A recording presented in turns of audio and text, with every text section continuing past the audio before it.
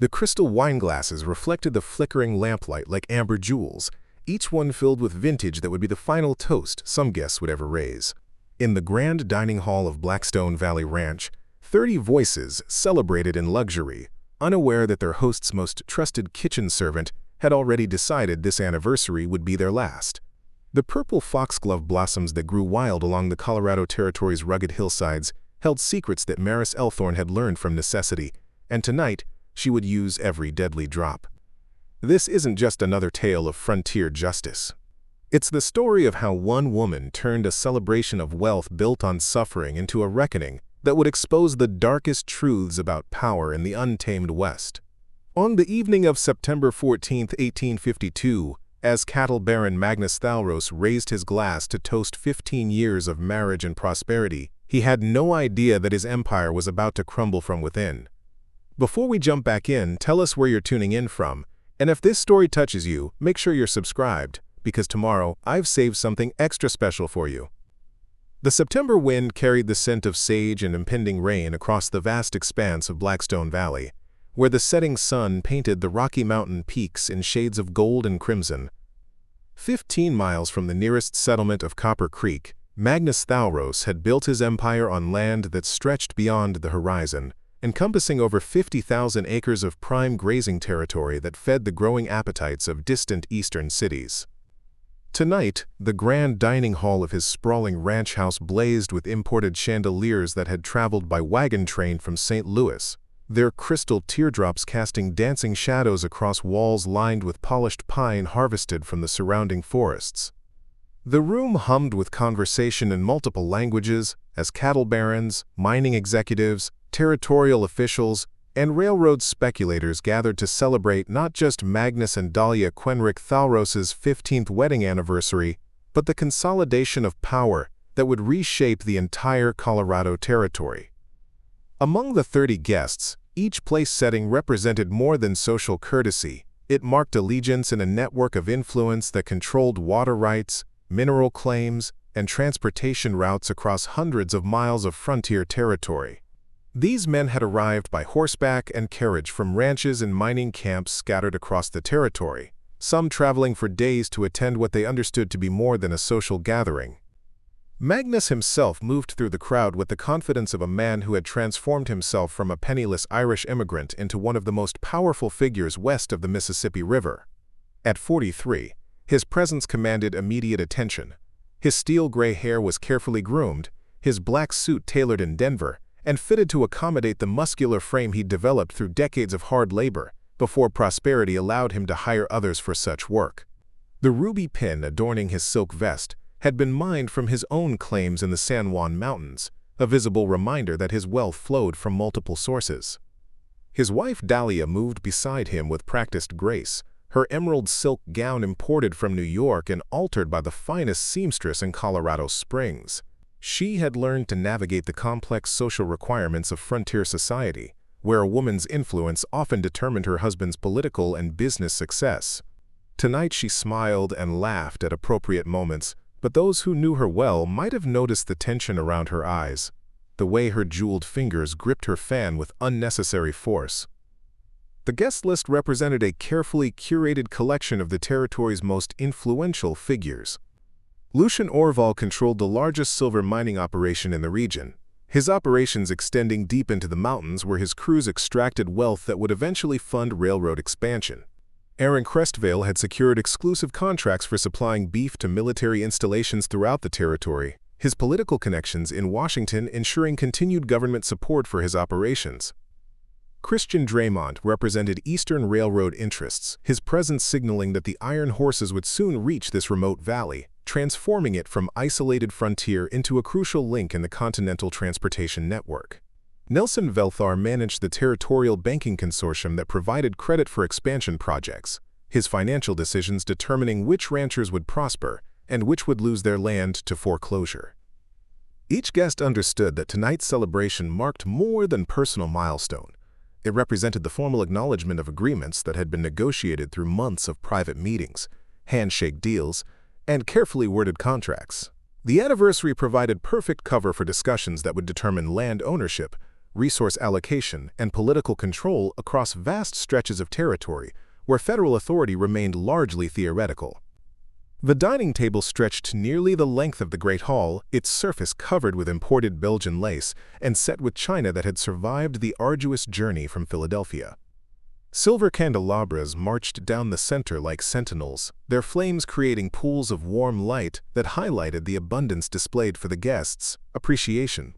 Crystal stemware caught and reflected the flickering illumination, creating an atmosphere of refined civilization imposed upon the raw frontier landscape visible through the tall windows. Outside those windows, the working reality of the ranch continued its eternal rhythm. Cowhands maintained their vigilant watch over vast herds that represented millions of dollars in potential profit. The bunkhouses and workshops that supported the operation remained active even during the master's celebration, their occupants understanding that the luxury displayed in the main house depended entirely upon their continued labor and loyalty. But in the kitchen quarters attached to the main house, a different kind of preparation was reaching its culmination. Here, among the copper pots and cast-iron stoves that would produce the evening's feast, Maris Elthorne moved with the quiet efficiency that had made her indispensable to the Thalros household. Her movements appeared routine to any casual observer, but tonight, each gesture carried deadly purpose. The kitchen itself represented a marvel of frontier engineering, with running water pumped from the ranch's private well system and a complex network of flues that maintained precise cooking temperatures. Magnus had spared no expense in creating a food preparation facility that could rival those found in the finest Eastern hotels, understanding that impressive entertaining enhanced his political and business influence. Maris had supervised this kitchen for 7 years, managing a staff of 6 other servants who respected her expertise and deferred to her decisions about menu planning and food preparation. Tonight, as always, she had orchestrated every detail of the meal service, from the selection of ingredients to the precise timing of each course. The other kitchen staff moved around her with practiced coordination, each focused on their assigned responsibilities while trusting her to maintain overall control of the complex operation. But tonight carried additional weight beyond the usual pressure of serving an important dinner party. As Maris lifted the crystal decanter containing Magnus's private reserve wine, imported from French vineyards and aged in the ranch's specially constructed cellar, her hand remained perfectly steady despite the magnitude of what she was about to accomplish. The purple-tinged liquid that she added to the vintage would be undetectable to taste or smell, but its effects would prove devastating to those who consumed it. The guests had no awareness of the careful choreography unfolding in the kitchen, their attention focused on the political and business discussions that would shape the territory's future. They spoke of railroad routes that would connect their isolated valley to national markets, of mining claims that promised untold wealth, of cattle drives that would supply meat to rapidly growing western cities. As the evening progressed toward the formal dinner service, Maris made her final preparations with the methodical care that had characterized months of planning. Tonight would mark the culmination of a strategy that had required patience, intelligence, and access to knowledge that most frontier settlers never acquired. The foxglove that grew abundantly in the high meadows surrounding the ranch had provided her with the means. Her position in the household had provided the opportunity. Now, as the first course was prepared for service and the guests took their assigned seats around the magnificent dining table, only one question remained. Would her carefully calculated plan achieve the justice that the legal system had failed to provide? Or would the morning sun reveal consequences that exceeded even her darkest intentions? Maris Elthorne had arrived at Blackstone Valley Ranch 7 years earlier, traveling alone across 800 miles of dangerous frontier territory, with nothing more than a worn leather satchel and knowledge that most women of her background never possessed. At 26, she carried herself with quiet dignity that commanded respect, without challenging the social boundaries that defined relationships between servants and their employers in the isolated world of the Colorado Territory. Her journey to this remote valley had begun in the medical colleges of Philadelphia, where her father, Dr. Maris Elthorne, had served as an instructor in botanical medicine before his untimely death from consumption. Unlike most women of her generation, Maris had been permitted to observe her father's lectures and examine his extensive collection of medical texts, absorbing knowledge about plant-based remedies and their effects on human physiology that would prove invaluable in her current circumstances. The financial collapse that followed her father's death had forced her to abandon any dreams of continuing his scholarly work, but the education she had received remained embedded in her memory like carefully cataloged specimens in a naturalist's collection.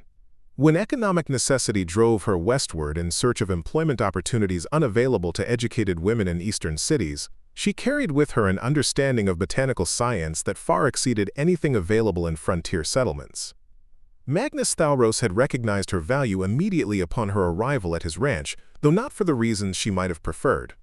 Her ability to prepare complex meals, manage household staff, and maintain the standards of refined living that enhanced his social status made her indispensable to his growing ambitions for political and business influence.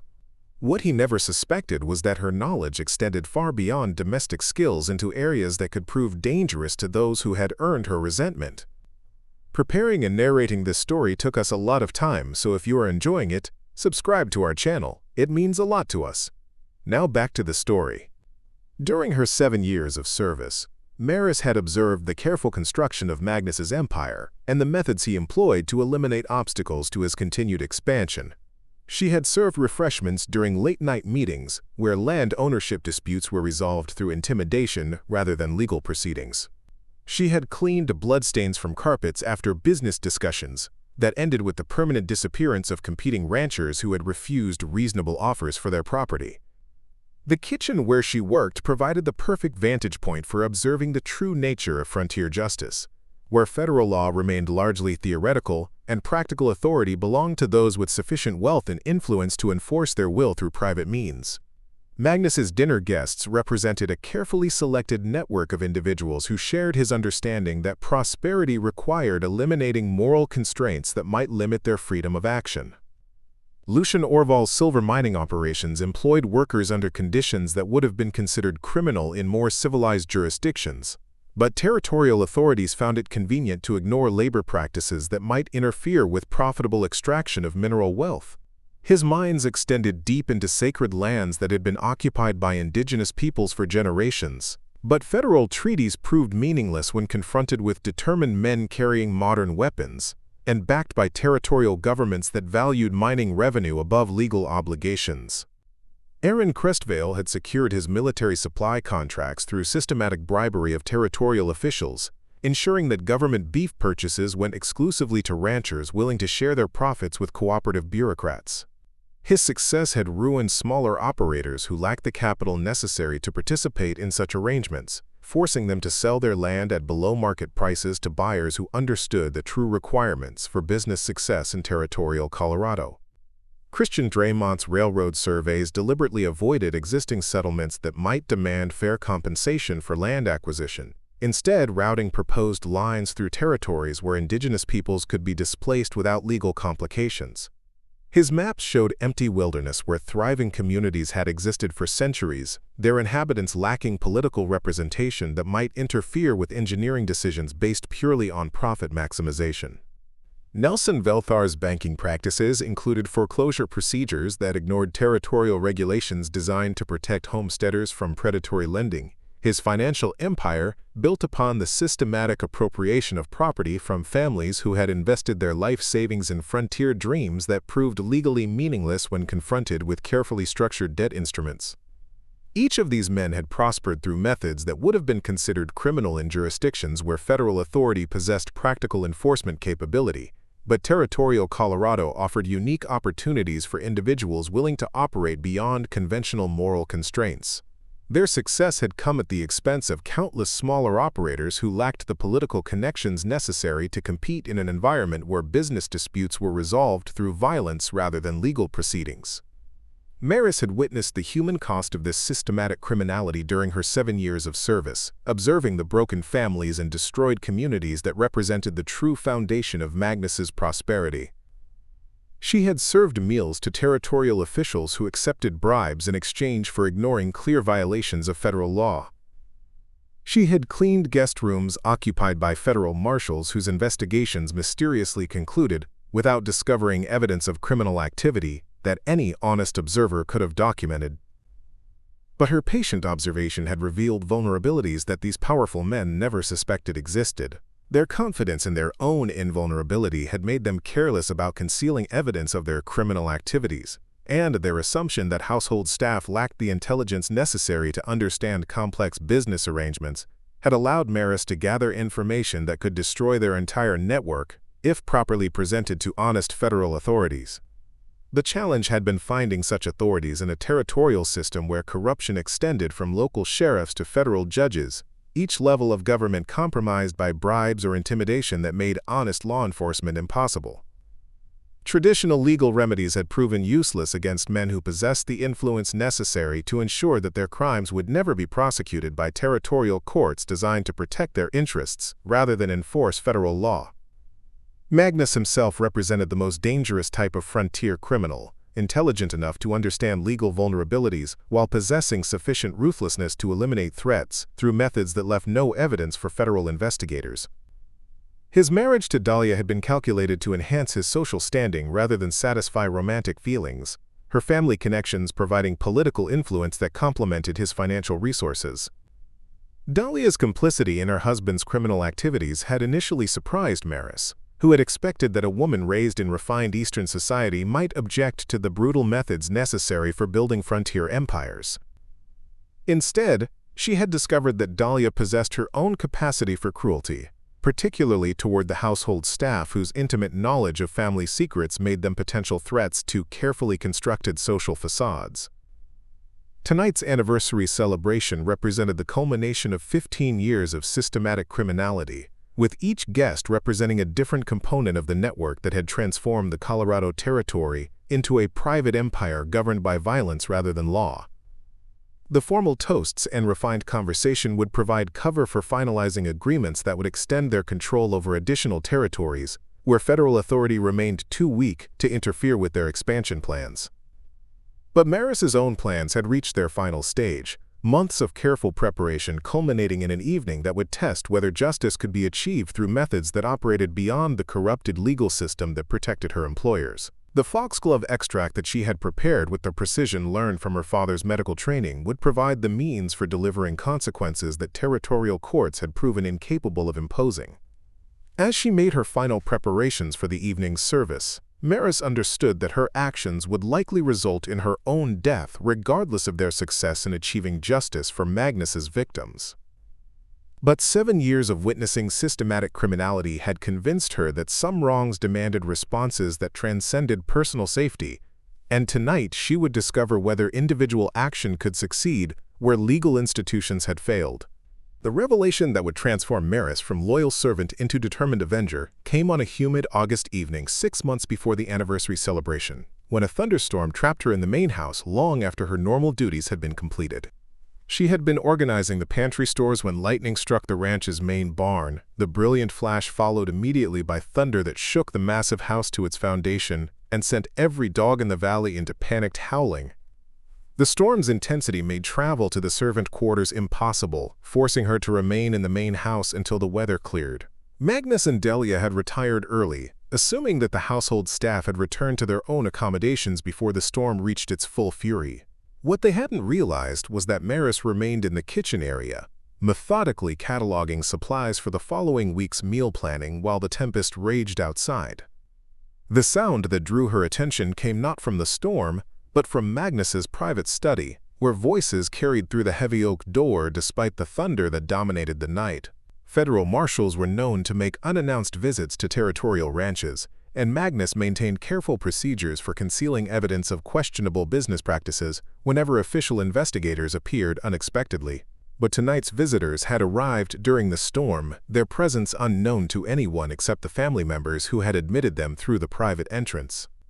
Maris had approached the study door with the intention of offering refreshments to unexpected guests, a service that would have been expected from the head of household staff regardless of the hour or weather conditions. But the conversation she overheard through the thick wooden barrier contained details that made her freeze in place, her hand suspended inches from the brass door handle as she absorbed information that revealed the true nature of Magnus's business empire. The voices belonged to Magnus, his brother Jorvan Stradal, and a third man whose identity she couldn't immediately determine but whose accent suggested Eastern origins. They were discussing a shipment that had arrived the previous week aboard railroad cars bound for the Denver Supply Depot, cargo that had been redirected to the Blackstone Valley Ranch for temporary storage, before continuing to its final destination. The merchandise arrived in better condition than expected, quote, Magnus was saying, his voice carrying the satisfaction of a businessman pleased with a successful transaction. Only 2 units lost during transport, well within acceptable parameters for this type of operation. The buyers in San Francisco confirmed receipt of the advance payment, the unknown visitor replied. They're prepared to complete the transaction as soon as the merchandise reaches the final delivery point. The railroad arrangements you've established ensure that territorial authorities won't interfere with the transfer process. What followed was a detailed discussion of logistics that gradually revealed the horrifying nature of the business being conducted. The merchandise consisted of indigenous women and their young ones who had been captured during raids on tribal settlements throughout the territory, held temporarily at remote locations before being transported to buyers in California mining camps, where they would be forced into forms of labor that territorial laws technically prohibited but practically ignored. Jorvin's voice carried the casual tone of a man discussing routine business matters as he detailed the capture procedures that had been refined through months of experimentation. The tribal locations are carefully selected to avoid interference from federal Indian agents, he explained. We target smaller groups that have been displaced from their traditional territories, people whose disappearance won't trigger official investigations that might complicate future operations. The systematic nature of the operation became clear as the conversation continued, revealing a network that extended from Colorado territory through Utah and Nevada to California markets where territorial authorities found it convenient to ignore the source of labor that supported profitable mining operations. Railroad officials had been bribed to ensure that transport cars remained unspected during their journey, while territorial marshals received regular payments in exchange for avoiding areas where capture operations were being conducted. Magnus's role extended beyond simple participation to leadership of the entire network, his ranch serving as a central coordination point, where captured people were processed before being distributed to buyers throughout the Western territories. The anniversary celebration would provide cover for a meeting where territorial expansion of the operation would be planned, with each guest representing a different component of the criminal network that made such systematic brutality possible. The territorial governor's cooperation ensures that federal investigators won't receive the support necessary for effective prosecution, Magnus continued, his voice carrying the confidence of a man who understood that legal immunity could be purchased through appropriate political contributions. Our operations can expand into New Mexico territory without interference from authorities who might object to our methods.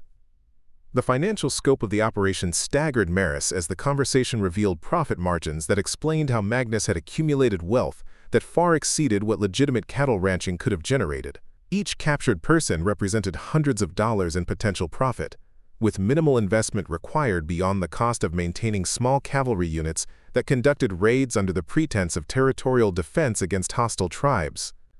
But it was the personal details that transformed her shock into burning rage, as Magnus described specific raids that she now recognized as the source of several household servants who had arrived at the ranch under circumstances that hadn't been adequately explained. Women who had been told they were being employed as domestic staff had actually been purchased from the same network that supplied forced labor to mining camps, their presence at the ranch representing a temporary assignment before they were transferred to buyers willing to pay premium prices for experienced household workers. The realization that she had been supervising victims of the same criminal network that had destroyed countless families throughout the territory struck her with the force of physical violence, her knees weakening as she grasped the true nature of her complicity in crimes that exceeded anything she had previously imagined possible. The women she had trained in kitchen procedures, the servants she had praised for their dedication to maintaining household standards, had been captured and sold like livestock by the same man who praised her own skills and paid her monthly wages. The Eastern buyers are particularly interested in women with domestic training, the unknown visitor was explaining. The California mining camps pay premium prices for workers who can maintain civilized living standards for camp supervisors. Our investment in basic training procedures more than pays for itself through increased sale prices. The conversation continued for another hour as the storm gradually subsided, revealing additional details about planned expansion into territories where federal authority remained too weak to interfere with systematic capture and sale of indigenous peoples. Maps were consulted, financial projections discussed, and logistical challenges addressed with the methodical precision of experienced businessmen planning the growth of legitimate enterprises. When the visitors finally departed through the private entrance, leaving Magnus to secure the documents that had been reviewed during their meeting, Maris remained frozen in place until she heard his footsteps ascending the stairs toward the family sleeping quarters. Only then did she retreat to the kitchen, her mind struggling to process information that revealed her entire understanding of the ranch operation to have been constructed upon carefully maintained deceptions. The remaining hours until dawn passed in a haze of revelation and planning, as Maris realized that traditional legal remedies would prove useless against a criminal network that had systematically corrupted every level of territorial authority. Federal marshals who might have been willing to investigate such crimes lacked the resources necessary for operations in remote areas where local officials would actively obstruct their efforts. But her father's medical training had provided her with knowledge that could achieve justice through methods that operated beyond the corrupted legal system that protected Magnus and his associates. The foxglove that grew abundantly in the high meadows surrounding the ranch contained alkaloids that could cause cardiac failure indistinguishable from natural causes, particularly in older men whose lifestyle might predispose them to heart problems. As dawn broke over the mountains and normal ranch operations resumed, Maris had already begun planning the response that would culminate 6 months later in the anniversary celebration. The guests who would gather to honor 15 years of marriage would unknowingly be participating in their own Judgment Day, where crimes that territorial courts refused to prosecute would finally receive appropriate consequences. The botanical knowledge that her father had considered his greatest gift to his daughter would provide the means for delivering justice that had been denied to countless victims of systematic brutality. Tonight's discovery had revealed the true nature of the enemy she faced. Now the time had come to plan their destruction with the same methodical precision they had applied to their own criminal enterprises. The months following Maris's discovery of the human trafficking network required the most careful planning of her life, as she balanced the demands of maintaining her normal duties while secretly preparing for an operation that would need to succeed completely or result in her immediate death. The foxglove extract that would serve as her primary weapon required precise preparation using techniques learned from her father's botanical studies. But obtaining sufficient quantities without arousing suspicion demanded careful planning and patient execution. Her first challenge involved gathering the raw materials needed for extracting the cardiac glycosides that made foxglove flowers deadly to human consumption. The purple blooms grew abundantly in the high meadows surrounding Blackstone Valley, but harvesting them required excuses for extended absences from the ranch that wouldn't attract attention from Magnus or the other household staff who might question unusual behavior patterns. Maris solved this problem by volunteering to gather wild herbs for the kitchen's medicinal supplies, a responsibility that had previously been assigned to younger servants who lacked her knowledge of plant identification. Magnus appreciated her initiative in expanding the ranch's self-sufficiency, particularly since quality medical supplies remained expensive and difficult to obtain in territorial Colorado, where transportation costs inflated the price of manufactured goods. These herb-gathering expeditions provided perfect cover for collecting foxglove flowers during their peak potency period in late summer, when the cardiac glycoside concentration reached levels that would ensure effectiveness even in small doses. Maris identified several remote meadows where abundant foxglove grew alongside legitimate medicinal plants, allowing her to gather both types without creating suspicion about her true intentions. The extraction process itself required equipment and techniques that would have been impossible to conceal if she had attempted to perform the work in the main house kitchen, where other servants might observe unusual procedures that couldn't be explained as normal food preparation. Instead, she established a concealed laboratory in an abandoned root cellar that had been used for food storage before the ranch's expansion made larger facilities necessary. The forgotten cellar provided ideal conditions for the delicate work of extracting and concentrating the active compounds that made foxglove lethal, its cool temperature and darkness protecting the chemical stability of the alkaloids, while ensuring that her activities remained completely hidden from other ranch inhabitants. She had furnished the space with equipment salvaged from unused kitchen supplies, creating a functional laboratory that would have impressed her father with its careful organization and scientific precision. The extraction procedure required weeks of patient work, as the plant material had to be processed through multiple stages of drying, grinding, and solvent extraction to produce a concentrated solution that would be colorless and odorless when added to wine or other beverages.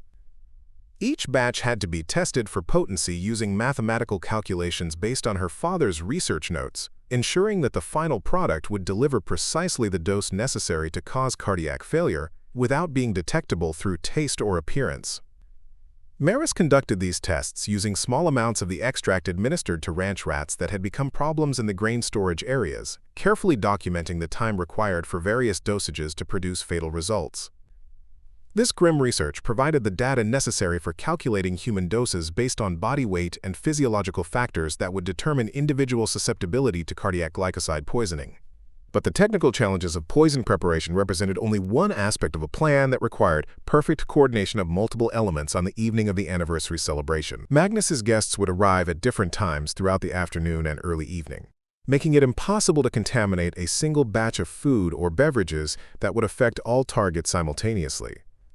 The solution required detailed knowledge of each guest's individual preferences and dietary habits, information that Maris had been collecting through careful observation during previous social gatherings at the ranch. She had maintained detailed notes about who preferred which types of wine, which guests avoided certain foods due to medical conditions, and which individuals could be counted upon to consume multiple servings of dishes they particularly enjoyed. Lucien Aurival invariably requested the French Burgundy that Magnus reserved for his most important guests, always consuming at least 3 glasses during formal dinner parties, while praising the vintage's exceptional quality. This predictable behavior made him an ideal target for wine contamination, since his consumption patterns could be anticipated with near certainty. Aaron Crestvale had developed a fondness for the German beer that Magnus imported specifically for guests who preferred alternatives to wine, but his real weakness lay in his appreciation for the ranch's signature honey cakes that were served with the final course of elaborate dinners. His habit of requesting second servings of dessert provided another opportunity for targeted poisoning. Christian Dramont's dietary restrictions due to chronic stomach problems limited his alcohol consumption, but made him entirely dependent upon the herbal tea that Magnus provided for guests with similar medical conditions. This tea represented the perfect delivery system for foxglove extract, since its natural bitter flavor would mask any residual taste from the added poison. Nelson Velthar's preference for expensive brandy that was served exclusively in Magnus's private study after formal dinners provided another opportunity for targeted contamination, particularly since he invariably consumed multiple servings while discussing confidential business matters that required privacy from other guests. Each target would require individual attention and precise timing to ensure that the poison was delivered at the optimal moment during the evening's festivities, creating a complex choreography that would need to be executed flawlessly while maintaining the appearance of normal service duties. Maris had rehearsed these procedures during previous dinner parties, practicing the precise movements and timing that would be necessary for success.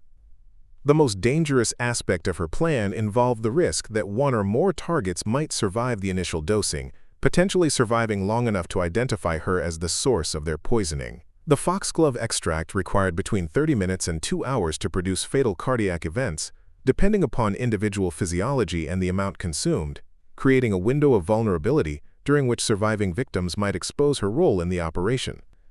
This risk required contingency planning that would allow her to eliminate survivors through alternative methods if the primary poisoning strategy proved incomplete. Maris had identified several kitchen knives that could serve as backup weapons, though she understood that using such crude methods would immediately expose her guilt and result in immediate execution by Magnus's security personnel.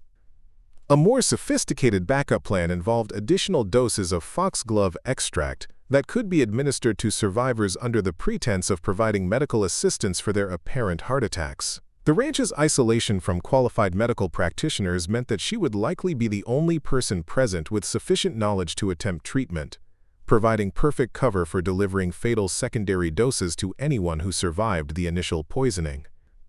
The final element of her strategy involved provisions for her own survival following the successful completion of the operation, though she understood that escape from Blackstone Valley would prove extremely difficult regardless of how carefully she planned her departure. The ranch's remote location and Magnus's network of contacts throughout the territory meant that pursuing forces would likely intercept her long before she could reach safety in jurisdictions where federal authority might provide protection.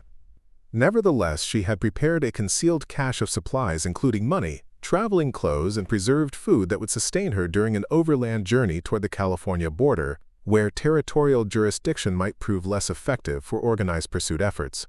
The cache also included her father's medical credentials and research notes, documents that might prove valuable for establishing a new identity in areas where her botanical knowledge could provide legitimate employment opportunities. As the anniversary celebration approached, Maris had completed every aspect of her preparation with the methodical precision that had characterized her father's scientific research. The weapons were ready, the targets identified, the delivery methods planned and rehearsed. Tomorrow evening would test whether months of careful planning could achieve the justice that legal institutions had failed to provide, or whether her efforts would simply add her own death to the long list of victims claimed by Magnus's criminal empire. The afternoon sun cast long shadows across Blackstone Valley as the first guests began arriving for the anniversary celebration, their carriages and mounted escorts creating clouds of dust that announced their approach long before they reached the main house.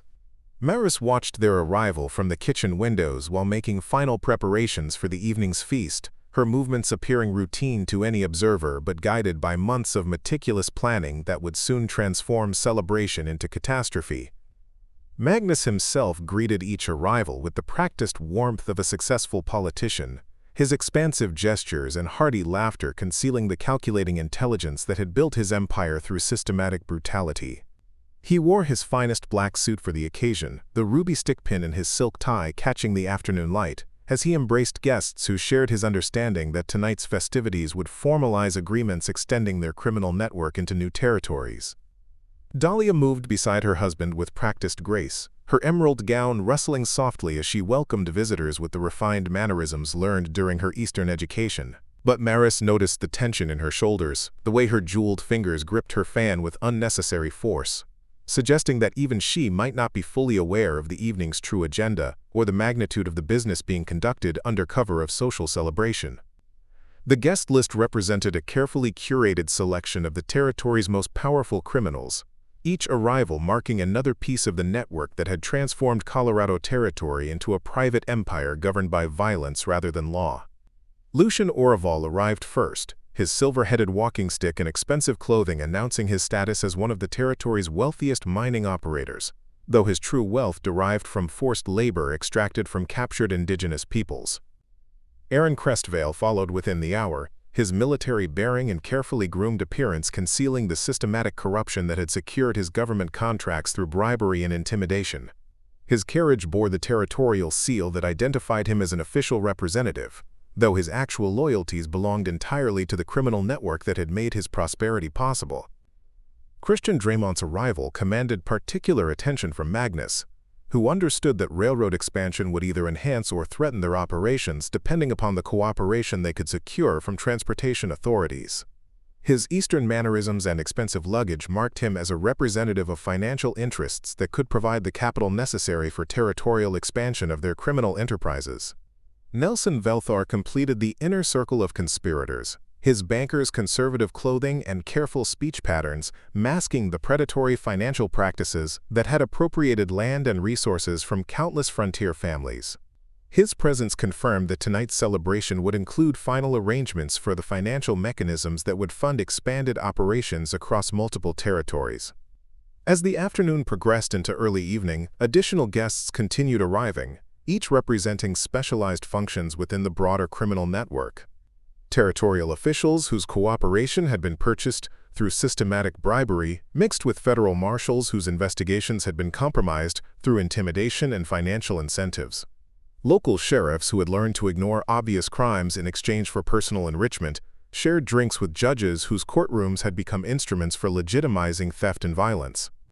Entr'as. Maris moved through the gathering crowds with invisible efficiency, serving beverages and appetizers while mentally cataloging each target's consumption patterns and individual vulnerabilities. Her years of experience managing elaborate dinner parties had taught her to observe guest behaviors with scientific precision, noting which individuals showed preferences for specific drinks or foods that could serve as delivery mechanisms for the foxglove extract she had prepared with such painstaking care. The formal dinner service began precisely at 7 o'clock, with guests taking assigned seats around the massive dining table that dominated the Great Hall. Magnus had orchestrated the seating arrangements to facilitate the business discussions that would occur throughout the meal, placing co-conspirators in positions where they could communicate privately while maintaining the appearance of social conversation.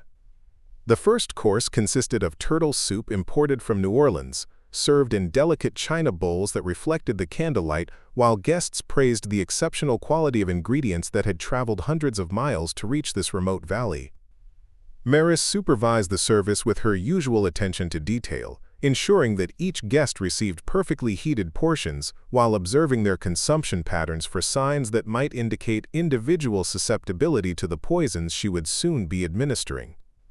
But it was during the wine service that her plan began its deadly implementation, as she moved around the table with crystal decanters containing vintage that had been specially selected for the evening's celebration. The French Burgundy that Lucien Orval invariably preferred had been enhanced with precisely calculated doses of Foxglove extract, the colorless and odorless addition invisible to detection, while delivering cardiac glycosides that would begin their fatal work within the hour.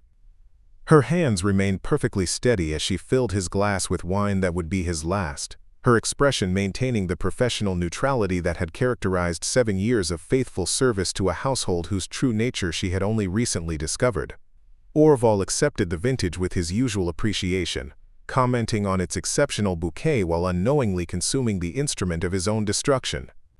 The German beer served to Aaron Crestvale had received similar treatment, though the bitter flavor of the imported beverage provided even better concealment for the plant alkaloids that would soon begin attacking his cardiovascular system. He drank deeply while discussing military supply contracts with neighboring ranchers, his robust laughter filling the dining hall as the poison began circulating through his bloodstream with each heartbeat. Christian Dramont's herbal tea represented perhaps the most elegant delivery system, since his chronic stomach problems required him to avoid alcohol entirely in favor of the medicinal beverages that Magnus provided for guests with similar dietary restrictions. The tea's natural bitter flavor masked any residual taste from the foxglove extract, while providing a concentrated dose that would prove rapidly fatal, despite his smaller physical stature. Nelson Velthar would receive his poison during the brandy service that traditionally followed formal dinners, when Magnus's most important guests retired to the private study for confidential discussions about business matters too sensitive for general conversation. The expensive cognac that he invariably consumed in large quantities would provide perfect concealment for the final dose of extract that Maris had reserved for the evening's conclusion. As the meal progressed through successive courses, each more elaborate than the last, the poisoned guests continued their animated conversations, while the foxglove alkaloids began their silent work within their cardiovascular systems. The cardiac glycosides would initially enhance heart function, creating a temporary sense of increased energy and well-being that might actually improve their mood and sociability before the inevitable collapse occurred. The roasted beef course provided opportunities for additional poisoning through the gravies and sauces that accompanied the main dish, allowing Maris to deliver supplementary doses to guests whose initial consumption might have been insufficient to guarantee fatal results. She had prepared multiple delivery systems for each target, ensuring that failed primary attempts could be compensated through backup procedures that would appear entirely natural. But it was during the dessert service that her most audacious poisoning occurred, as she personally served honey cakes to Aaron Crestvale, while he praised the exceptional quality of ingredients that had been specially prepared for the anniversary celebration. The sweet confection concealed additional foxglove extract that would supplement the beer contamination, ensuring that his larger physical size wouldn't protect him from the cumulative effects of multiple doses administered throughout the evening. The conversation continued its cheerful rhythm as courses succeeded each other with mechanical precision, the guests remaining unaware that several among their number had already consumed fatal doses of one of nature's most effective cardiac poisons. Their laughter and animated business discussions created a bizarre counterpoint to the biological processes that were beginning to affect circulation and heart rhythm in ways that would soon become impossible to ignore. Magnus himself moved through the gathering with increasing satisfaction, interpreting the guests' apparent good humor as confirmation that his anniversary celebration was achieving its intended goals of cementing business relationships while providing cover for finalizing criminal agreements. He had no awareness that his most trusted servant was systematically eliminating the key figures whose cooperation had made his empire possible. As the evening approached its planned conclusion and guests prepared to retire to the study for private discussions about territorial expansion, Maris completed her final preparations for the brandy service, that would deliver the last doses of poison to targets who had survived the earlier contaminations. Her plan was reaching its culmination with the precision that had characterized months of careful preparation, but the next few hours would determine whether her quest for justice would succeed or simply add her own death to the mounting toll of Magnus's criminal enterprise. The grandfather clock in the great hall chimed 9 times as the dessert plates were cleared, and guests began moving toward the study, where the evening's real business would be conducted in privacy that would soon be shattered by the first signs of cardiac distress among the poisoned conspirators. The first sign that Maris's carefully orchestrated plan was encountering unforeseen complications came not from the poisoned guests, but from an entirely unexpected source that would transform her night of justice into something far more complex than simple revenge. As the guests moved from the dining hall toward Magnus's private study, where the evening's real business discussions would commence, one figure lingered behind in a manner that immediately caught her attention. Valentino Ordric had arrived late to the celebration, his travel-stained clothes and exhausted horse suggesting a hurried journey from distant territories where urgent business had delayed his departure. Magnus had welcomed him with particular warmth, introducing him to other guests as a fellow entrepreneur whose mining interests in Nevada territory complemented their own operations across the Colorado region. His presence had been expected. His participation in the evening's criminal planning considered essential for the territorial expansion they were discussing. But now, as the other guests filed toward the study with brandy glasses and cigars, Ordric remained seated at the dining table, his weathered face displaying an expression of careful observation rather than the relaxed satisfaction that characterized the other conspirators. His eyes tracked Maris's movements as she cleared the remaining dessert plates, his attention focused with an intensity that suggested professional interest rather than casual appreciation for efficient household service. "Miss," he called softly, his voice carrying a Western accent that concealed something else beneath its familiar drawl. "Might I trouble you for a glass of water? The journey here has left me rather parched, and I find myself reluctant to consume more alcohol this evening." The request struck Maris as unusual, since Ordric had already consumed 2 glasses of the contaminated wine during dinner service, doses that should have been sufficient to produce fatal cardiac symptoms within the next hour. His apparent desire to avoid additional alcohol suggested either remarkable self-control or an awareness of danger that none of the other guests had displayed. As she approached with a crystal pitcher and glass, Ordric's next words froze her blood with their quiet precision. "The foxglove blooms have been particularly abundant in the high meadows this season," he observed, his tone conversational but his eyes fixed directly on her face with unmistakable meaning. A knowledgeable botanist could gather quite impressive quantities from the remote areas where such plants grow undisturbed. The glass trembled in Maris's hand as she realized that somehow, impossibly, this stranger had identified both her method and her activities with an accuracy that suggested intimate knowledge of her preparations. Her mind raced through possible explanations, each more terrifying than the last. Had Magnus discovered her plan and arranged for Ordric to expose her? Was this some elaborate trap designed to test her loyalty before revealing her true role in the evening's events?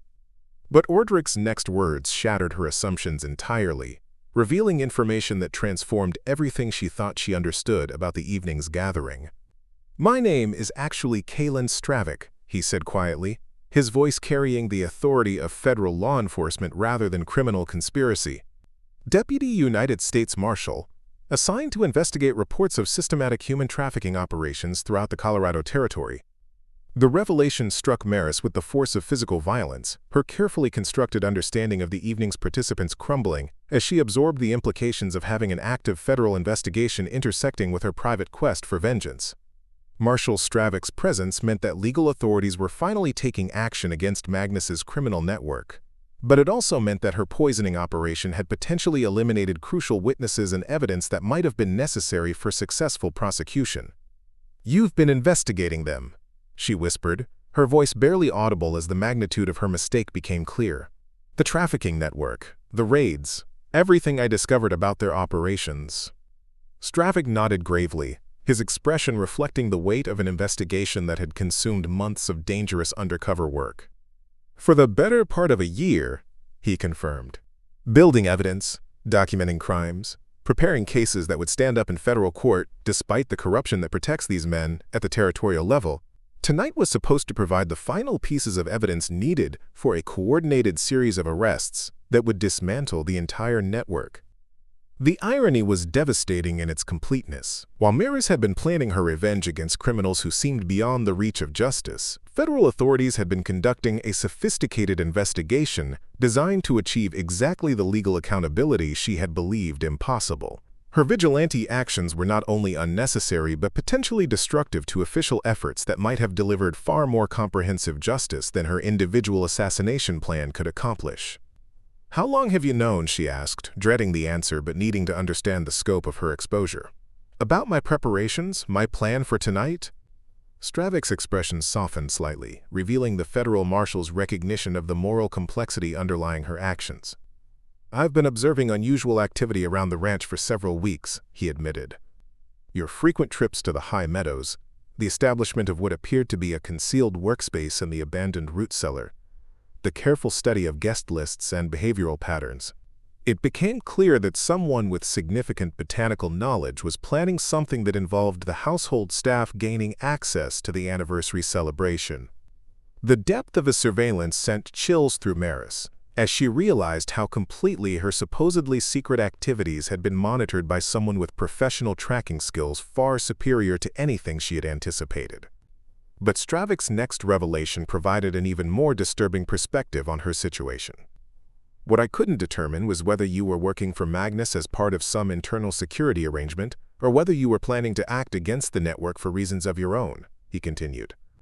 Federal investigations of criminal conspiracies often encounter situations where apparent enemies are actually working together, where loyalty and betrayal become impossible to distinguish without direct observation of actual behavior. The possibility that a federal marshal might have suspected her of complicity in Magnus's crimes rather than opposition to them had never occurred to Maris, but she realized how logical such suspicions would appear to an outside observer. Her position as head of household staff, her apparent loyalty to the family, her access to confidential information and private meetings, all could have suggested collaboration rather than resistance. "The wine," she said suddenly, remembering his consumption of the contaminated burgundy during dinner service. "You drank the poisoned wine. How are you still conscious, still able to function normally?" Stravik's smile was grim but appreciative of her professional concern. "Federal marshals investigating poison-based crimes learn to take certain precautions," he explained. "I consumed activated charcoal and ipecac root before the dinner service, substances that bind to plant alkaloids and prevent their absorption into the bloodstream. The technique isn't foolproof, but it provides temporary protection against most botanical toxins." The sophistication of his preparation revealed a level of federal law enforcement capability that Maris had never imagined existed in the remote territories where local authorities seemed completely corrupted by criminal influence. But it also raised urgent questions about the other guests who had consumed fatal doses without similar protection. "The others," she said, glancing toward the study where poisoned conspirators were presumably continuing their business discussions while cardiac glycosides circulated through their cardiovascular systems. "Lucian Orval, Aaron Crestvale, Christian Draymont, Nelson Velthar, they've all consumed lethal doses. Some of them may be dead within the hour."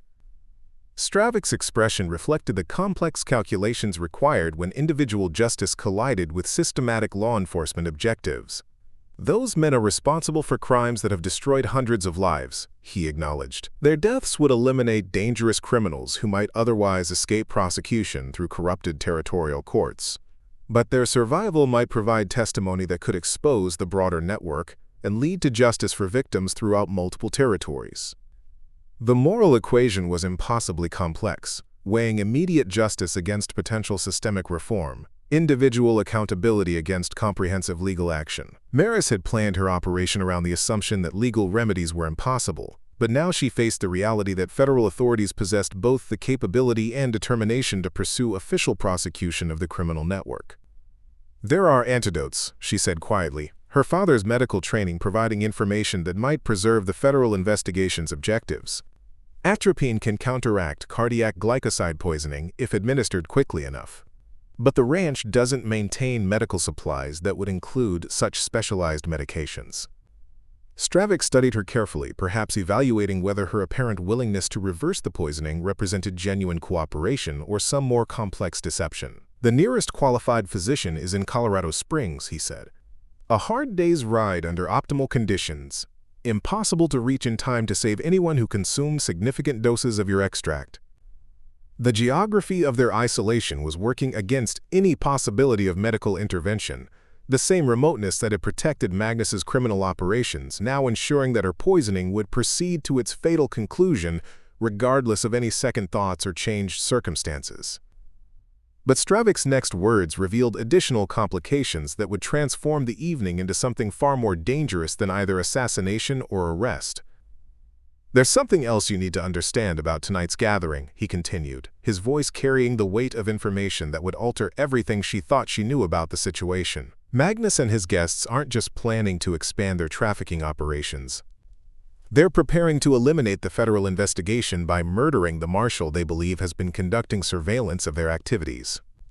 The revelation hit Maris like a physical blow, as she realized that her presence in the study during the trafficking discussion 6 months earlier had not been the random accident she had assumed. Magnus had known about federal surveillance, had identified her as a potential security risk, and had allowed her to overhear the conversation as part of a more complex plan to expose and eliminate the federal investigation. "They know about you," she whispered, understanding finally why Magnus had seemed so confident about territorial expansion despite obvious federal attention. "Tonight isn't just about business planning. It's about eliminating the investigation by killing the investigator." Stravik nodded grimly, his hand moving instinctively toward the concealed weapon that he carried beneath his jacket. "Magnus believes he's identified the federal marshal as someone else entirely," he explained. "His intelligence network has focused suspicion on another guest whose background and behavior patterns suggested law enforcement rather than criminal activity. Tonight's celebration was designed to confirm that identification and eliminate the threat through methods that would appear accidental."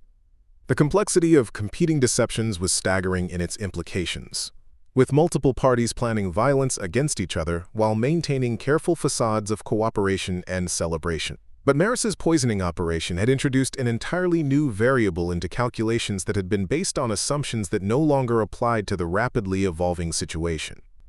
"Who do they think is the marshal?" she asked, though part of her already suspected the answer based on behavioral observations she had made during the evening's dinner service. "Elias Varick," Stravik replied, naming the quiet banker from Denver whose reserved demeanor and careful questions had distinguished him from the other guests throughout the evening. "He's actually a legitimate businessman whose presence tonight represents Magnus's attempt to expand into legitimate financial markets. But his background includes military service that created suspicion about his true loyalties." The tragic irony was complete.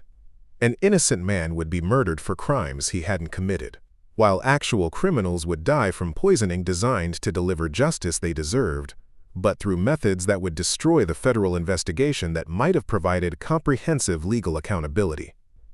Meanwhile, the real federal marshal would survive through medical precautions that would expose his true identity to surviving conspirators who would certainly attempt to complete their original assassination plan. As voices began rising from Magnus's study, where the first signs of cardiac distress were apparently beginning to manifest among the poisoned guests, Maris and Marshal Stravik faced a situation that neither of their individual plans had anticipated. The next few hours would determine whether their unexpected alliance could salvage justice from the chaos that had engulfed both their carefully constructed strategies, or whether the evening would end with multiple deaths that served no useful purpose for either legal prosecution or moral accountability. The sound that emerged from Magnus's private study was not the agonized screaming that Maris had anticipated, but rather a confusion of raised voices and urgent commands that suggested something far more complex than simple cardiac collapse. Through the heavy oak door, she could hear Magnus shouting instructions while other voices responded with the kind of organized efficiency that spoke of men accustomed to handling crisis situations with military precision. Marshal Stravik moved toward the study door with the careful steps of a professional lawman approaching a potentially dangerous situation, his hand positioned near the concealed weapon beneath his jacket while his expression reflected the calculations required when multiple threats demanded simultaneous attention. The voices beyond the door were revealing information that neither he nor Maris had anticipated, conversations that would fundamentally alter their understanding of the evening's true nature. "Secure the perimeter. Magnus was commanding, his voice carrying the authority of a man whose criminal empire had required him to develop sophisticated security procedures. Check every entrance and exit. No one leaves the ranch until we determine exactly what's happening here. The symptoms are consistent with plant-based poisoning, came another voice that Maris recognized as belonging to Dr. Caesar Farrowin, a physician from Colorado Springs whose presence at the anniversary celebration had seemed merely social. Cardiac glycoside exposure, most likely foxglove or similar alkaloid-bearing flora. The onset timing suggests contamination occurred during the dinner service. The revelation that Magnus had arranged for medical expertise to be present during the celebration indicated a level of planning that neither Maris nor Stravik had anticipated, suggesting that the evening's events had been orchestrated with contingencies that extended far beyond simple business discussions or even assassination attempts. The presence of a qualified physician meant that antidotes might be available, but it also suggested that Magnus had been expecting some form of poisoning attempt. "How many are affected?" Magnus asked, his tone carrying the cold calculation of a military commander assessing casualties during combat operations. "3 confirmed cases showing severe symptoms," Dr. Farrowin replied, his voice maintaining professional composure despite the gravity of the situation. "Lucian Orval has lost consciousness, his pulse irregular and weakening. Aaron Crestvale is experiencing severe chest pain and difficulty breathing. Christian Dramont appears to be entering cardiac failure, though he remains conscious for the moment." Marshal Stravik's expression reflected the complex emotions of a federal lawman hearing that dangerous criminals were dying from poisoning while potentially crucial witnesses and evidence were being lost to vigilante justice. But his professional training kept him focused on the immediate tactical situation, where survival required understanding the full scope of threats they were facing. "Nelson Velthar shows mild symptoms but appears to be responding to initial treatment," the doctor continued. "If these men consumed poison during dinner service, whoever administered it possessed sophisticated knowledge of botanical toxicology and access to the household food preparation areas. The analysis was leading directly toward the kitchen staff, creating immediate danger for every servant who had participated in the evening's meal service." Maris understood that Magnus's response would involve systematic interrogation of anyone who had handled food or beverages, using methods that would extract confessions regardless of actual guilt or innocence. "Bring me every person who had access to the kitchen tonight," Magnus ordered, confirming her worst fears. "Start with the head of staff, and work down through every server, cook, and cleaning person. Someone in this household tried to murder my guests, and I intend to discover who before this night is over." The sound of boots moving through the main house indicated that Magnus's security personnel were already implementing his orders, their systematic approach suggesting professional training in conducting searches and interrogations under field conditions. Maris realized that she had, perhaps minutes before armed men would arrive to arrest her and the other household staff, for questioning that would certainly involve torture. Marshal Stravik's whispered words carried urgent intensity as he outlined the tactical situation they now faced. "Magnus has more security personnel than I anticipated," he said quietly. "At least 6 armed men, possibly more stationed around the ranch perimeter. They're conducting this like a military operation, which suggests training and equipment that goes beyond typical criminal organization capabilities." The implications were staggering, indicating that Magnus's empire included former military personnel whose expertise had been redirected toward criminal enterprises that operated with the discipline and efficiency of legitimate military units. Such organizations possessed capabilities that would make them extremely dangerous opponents for even experienced federal marshals operating without backup support. "The innocent guests," Maris whispered, remembering the businessman Elias Vierik, whose quiet demeanor had made him a target for Magnus's suspicions about federal surveillance. "They're planning to kill him tonight, and now they'll use the poisoning as justification for eliminating anyone they consider a threat." Stravik nodded grimly, understanding that the chaos created by the poisoning had provided Magnus with perfect cover for conducting the assassination that had been planned as the evening's primary objective.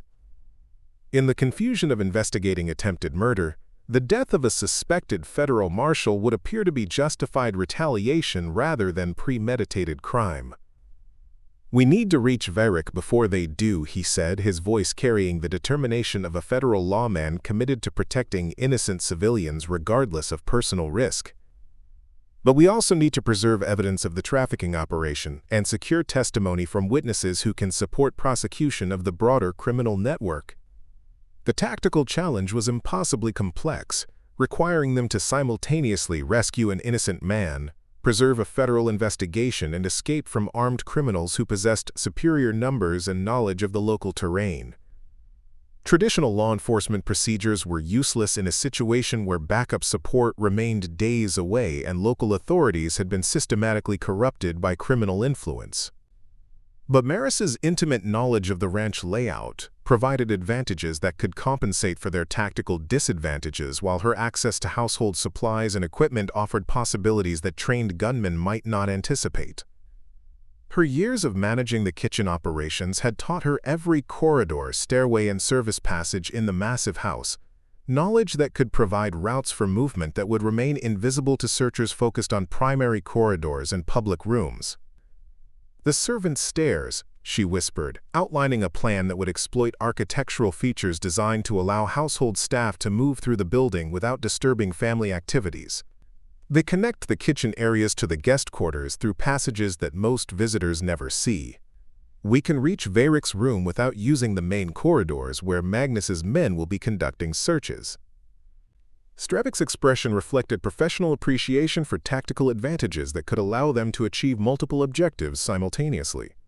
"If we can reach Varick and extract him from the house, we can use the confusion of the poisoning investigation to secure evidence from Magnus's study while his attention is focused on the medical emergency." The plan required precise timing and coordination, but it offered possibilities for success that neither of them could achieve through individual action. Maris's knowledge of the household, combined with Stravik's federal authority and professional training, created capabilities that exceeded what either could accomplish alone. The study contains financial records and correspondence that document the trafficking network's operations throughout multiple territories, Stravik continued, revealing the scope of evidence that had been the original objective of his investigation. "If we can secure those documents while ensuring Varick's safety, the federal prosecution can proceed even if some of the key conspirators don't survive tonight's poisoning." But their planning was interrupted by the sound of approaching footsteps in the main corridor, boots moving with the deliberate pace of armed men conducting systematic searches. Magnus's security personnel were beginning their investigation of the household staff, their approach suggesting that they intended to arrest everyone who had participated in the evening's food service for intensive interrogation. "They're coming for the kitchen staff," Maris whispered, recognizing the tactical pattern that would sweep through the service areas where the other servants were probably hiding in terror. "If they capture the others, the interrogation will reveal my involvement within hours." The moral equation had become even more complex, with innocent servants facing torture and death for crimes they hadn't committed, while the actual perpetrator remained free to continue her mission. Stravik's federal authority provided some protection, but revealing his identity would expose him to immediate assassination while potentially compromising the broader investigation. "We need a diversion," he said quietly, his professional training providing solutions for tactical problems that required splitting enemy attention across multiple objectives, something that will draw their search teams away from the servant quarters while we move through the house to reach Varick and secure the documentary evidence. Maris's understanding of the ranch's physical systems provided possibilities that could create exactly the kind of distraction they needed. The main house depended upon complex networks of pipes, flues, and mechanical systems that supplied water, heat, and ventilation throughout the sprawling structure. Her years of managing household operations had taught her how to manipulate these systems in ways that could create apparent emergencies requiring immediate attention. "The main water pump," she whispered, outlining a plan that would exploit the ranch's dependence upon mechanical systems that few people understood how to repair. "If the pumping mechanism fails, it creates immediate concerns about fire safety that would require personnel to abandon other activities to address the emergency."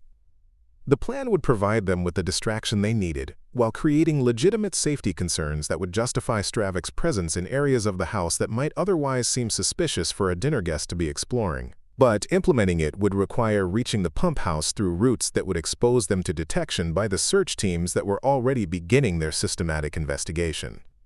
As the footsteps in the corridor grew closer and voices began calling for the kitchen staff to present themselves for questioning, Maris and Marshal Stravik prepared to implement a plan that would either save innocent lives and preserve crucial evidence, or result in their immediate death at the hands of criminals whose military training and superior numbers provided overwhelming tactical advantages.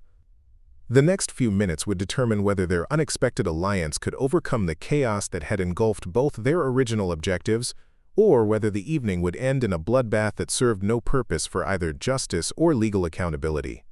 Outside the kitchen windows, storm clouds were gathering over Blackstone Valley, promising weather that would either assist their escape or ensure that their bodies would never be discovered by federal authorities who might continue the investigation. Akere. The sound of doors opening and harsh voices demanding immediate cooperation indicated that Magnus's interrogation of the household staff was beginning, while somewhere in the guest quarters, an innocent businessman faced assassination by men who believed he represented federal law enforcement. Time was running out for everyone whose survival depended upon the success of a plan that required perfect execution under impossible circumstances. The mechanical grinding that echoed through Blackstone Valley Ranch at precisely 11:30 that night would be remembered by survivors as the sound of an empire collapsing, though none of them understood the full significance of what they were hearing. The main water pump that supplied the sprawling house and its associated buildings had suffered what appeared to be catastrophic mechanical failure, its complex system of gears and pistons seizing with a metallic shriek that could be heard across the entire valley. Maris had reached the pump house through a combination of servant passages and external routes that avoided the search teams systematically investigating the main house, her intimate knowledge of the ranch's infrastructure providing exactly the tactical advantage that Marshal Stravik had predicted. The sabotage itself required only minutes to accomplish, but the psychological effect was immediate and devastating to Magnus's carefully orchestrated security operation. Within seconds of the pump failure, alarm bells began ringing throughout the ranch as foremen realized that the loss of water pressure created immediate fire hazards that threatened not only the main house but the barns and storage facilities that contained millions of dollars in livestock and equipment. The mechanical emergency demanded immediate response from every available person, including the armed guards who had been conducting searches for the suspected poisoner. Marshal Stravik used the confusion to implement the second phase of their plan, moving through the guest quarters with the authority of a concerned visitor checking on the welfare of other attendees during the medical emergency.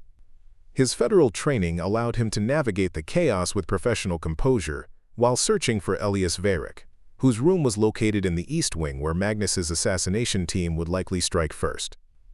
The businessman's door was unlocked when Stravik reached it, suggesting either remarkable naivete about frontier security or complete ignorance of the danger he faced from hosts who believed he represented federal law enforcement.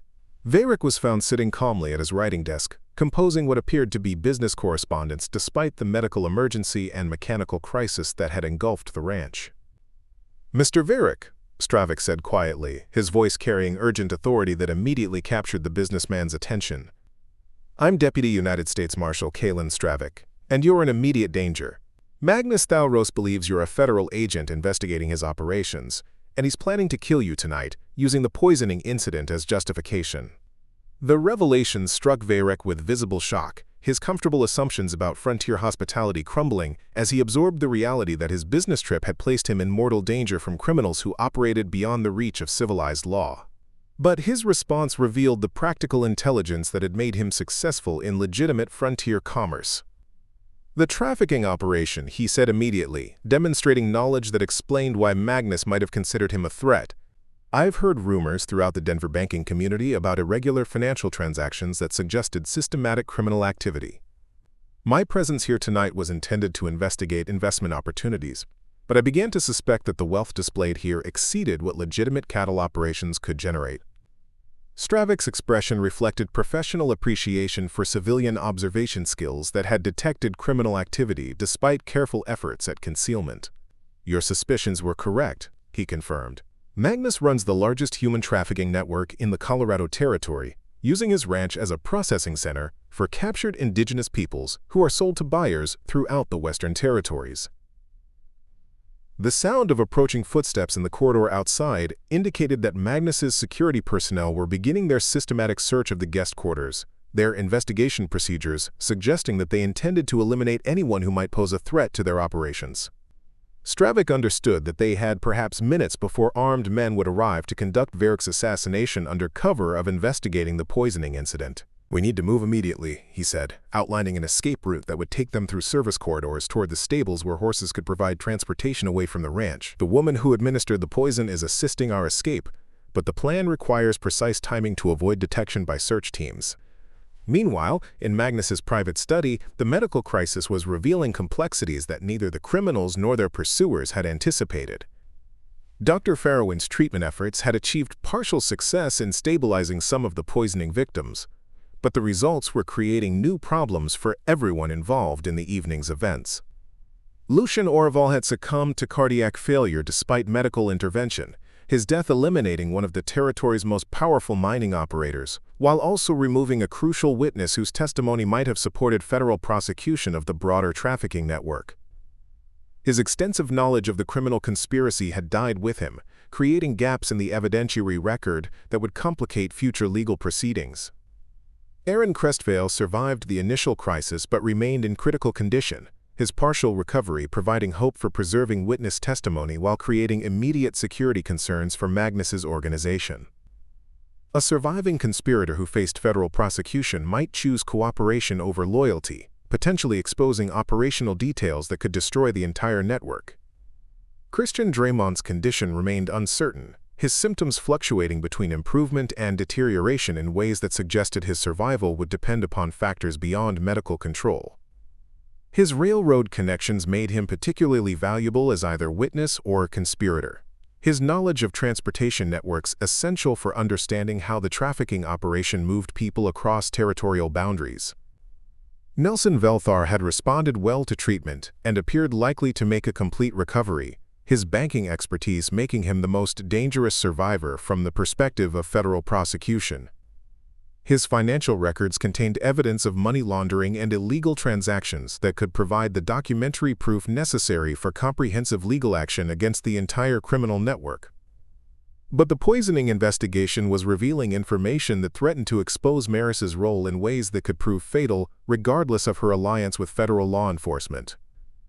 Dr. Farrowin's medical examination had identified foxglove alkaloids as the poison source, while the timing and delivery methods suggested intimate knowledge of household operations that pointed directly toward the kitchen staff. The contamination was precisely targeted. Dr. Farrowin was reporting to Magnus, his analysis providing details that would inevitably lead to Maris's identification. Specific individuals received calculated doses based on their body weight and consumption patterns, indicating sophisticated understanding of both botanical toxicology and guest behavioral habits. This wasn't random poisoning but carefully planned assassination. Magnus's response reflected the cold calculation that had built his criminal empire through systematic elimination of threats to his operations. "Bring me the head of kitchen staff," he ordered, his voice carrying the authority of a man accustomed to resolving problems through immediate violence. "If someone in this household planned to murder my guests, they'll provide information about who ordered the attack and why." The sound of boots moving through the service corridors indicated that armed men were approaching the kitchen areas where the remaining household staff had been hiding during the medical emergency. Maris understood that her window for escape was rapidly closing, but her commitment to protecting innocent servants required her to provide warning that might save their lives even at the cost of exposing her own involvement.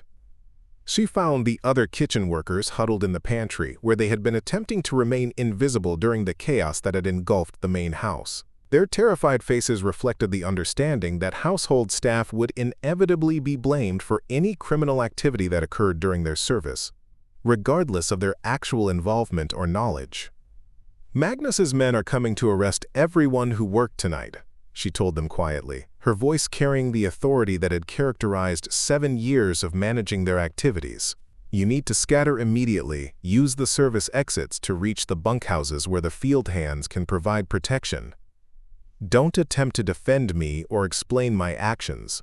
Your survival depends upon maintaining complete ignorance of everything that happened tonight." The loyal servants who had worked under her supervision for years understood that she was sacrificing herself to protect them, but their gratitude would have to remain unexpressed as they fled through exits that would hopefully carry them to safety before the search teams reached the kitchen areas. Their escape represented the only positive outcome that Maris could guarantee from an evening that had spiraled far beyond her original intentions.